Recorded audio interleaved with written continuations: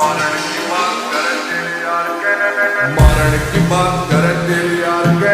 औकात बात है छोरा राव साहब के, मजाक थोड़ी है रह जोन सा बीमार बेटा हाथ लावेगा साला पछताएगा ना सुखी पावेगा। सुन कान बोल गए ओ गुलामी ना होवे देख किसे साले की, सुन तेरे यार राव साहब के। ओ तेरे शहर में है का वजह राव